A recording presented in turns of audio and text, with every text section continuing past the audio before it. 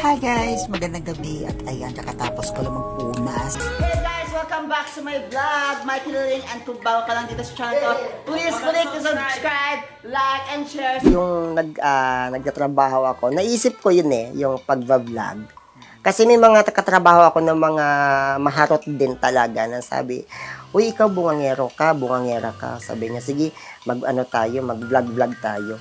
Stay fresh lang tayo guys kasi nga, wala tayong jowa eh. Wala, hindi pa binibigay ni God yung para sa atin. Sabi ko, ay, parang maganda yung pagbablog kasi isa rin talaga ako sa pamilya namin na parang komedyante talaga na nagpapatawa. Ito po yung best friend namin. Isa pang sample. Nung pagbablog na yon, hindi naman talaga seryoso yun. Parang entertainment lang talaga yung sa akin. Hindi rin talaga siya natuloy kasi nga, nagkaroon din ako ng sakit. Yung TikTok malaking tulong sa akin everyday kasi may mga tao na nagbibigay sa akin ng gift, convertible naman siya to money. Kaya masaya naman ako talaga araw-araw. Kahit makakabidro ako ng 500, 300, happy na po ako doon. Paano ko nilalabanan ang hirap ng buhay sa kabila ng aking kapansanan?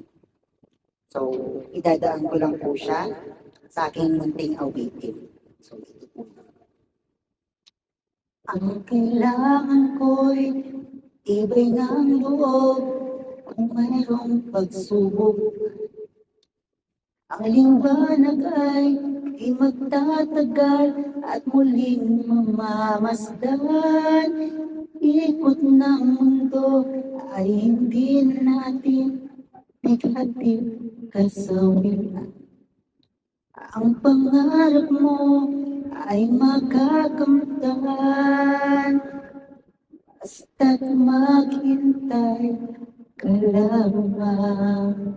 Pero sabi ko, kung ito na talaga yung magiging buhay ko, wala na po akong magagawa. Tatanggapin ko na lang po. Yung epekto ng sakit sa akin, sobrang depressed.